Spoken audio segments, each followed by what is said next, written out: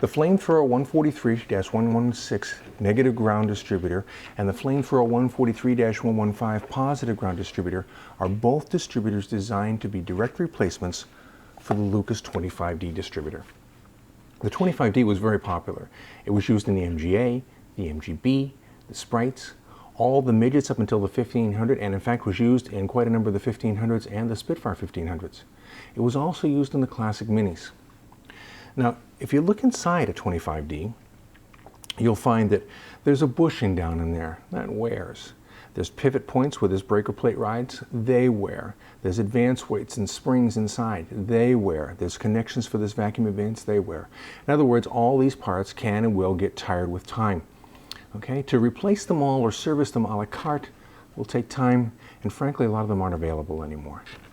So if you look at a Flamethrower distributor, for example, this one here, you get a brand new body. This is a brand new distributor, brand new bushing inside. We get a brand new vacuum advance, we get a brand new drive dog. On top, it has a brand new distributor cap. Inside, you'll find that it has a brand new rotor, and best of all, sitting right here beside it, is a brand new electronic ignition. This unit will never need points. Okay, you'll never change points again. Now, a person might say, wow, that sounds pretty cool, but how hard is it to put in my car? Well, to get the answer to that, let's go to the service manual. I've got here the Bentley manual for the earlier Bs, and I'm going to open up to the page that talks about how to remove your distributor. And I've got my 25D distributor right here with me so I can learn from what I was reading. And it says to remove the distributor from the engine, disconnect the suction advance pipe. So if there's a vacuum line, I take it off. It says, okay, the high tension leads from the sparking plug, which means these are the plug wires, I'll take those off, and the low tension lead that goes to the distributor. So let's pause for a second. I'm going to take off a vacuum line, the wires off the top of the cap, and the one wire going to my distributor. And then it says, remove the 2 screws securing the split housing plate to the engine and lift the distributor from its housing.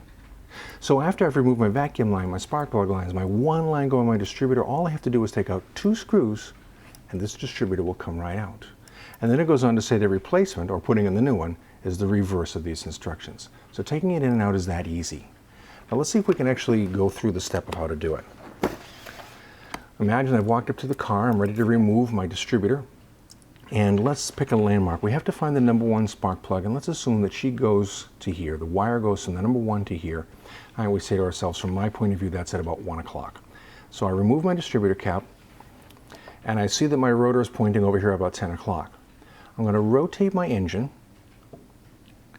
by hand, and when I do rotate my engine, my distributor is going to move just like this one's doing right now. And when she gets to the 1 o'clock spot, I know that's where the number 1 wire goes, and now I can go ahead and remove my screws and lift this distributor out. It's done.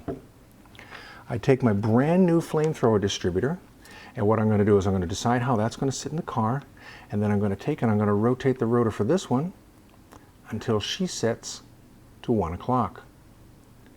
And then what I'm going to do is I'm going to drop this in.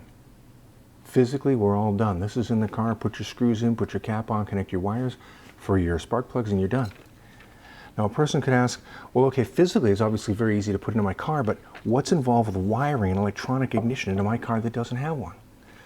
Well, the Flamethrower distributor comes with 2 wires. In this case here, the one for the negative ground cars has 1 black wire and 1 red wire. What we do is we take the red wire, and I'm using alligator clips for the sake of speed in this demonstration, and I'm going to put the red wire on the side of my coil marked positive. I'm going to put the black wire on the side of my coil marked negative. I'm done. Drive the car. Well, how about if I have a car with positive ground? Okay, so let's go and do that. We have here, this is the 143-125 distributor. This one is designed for cars with positive ground. It has 2 wires. One is black, and the other one is black with a white tracer. I'm going to take the lead that comes from my key, in most cars it's white, and I'm going to connect that to the black lead. I'm going to take the black lead with the white tracer, I'm going to connect that to the negative side of my coil, and I've arranged a piece of wire which we're going to use as ground. Again, I'm using alligator clips for speed. I'm going to put that on the positive side of my coil. We're done. In each case now, start your engine, adjust your timing and lock it down. The distributor is in and you're all set. What you've done is you've put in a terrific distributor that has electronic ignition built right into it. It's brand new. Mechanically, it's very easy to drop in. We're going to remove the vacuum hose, the spark plug wires, one wire of the distributor, and 2 screws. Putting the new one in, the reverse, is just that easy. Electronically, we found that it's just as easy as well. And after having done that, we've made a good decision for our classic British car.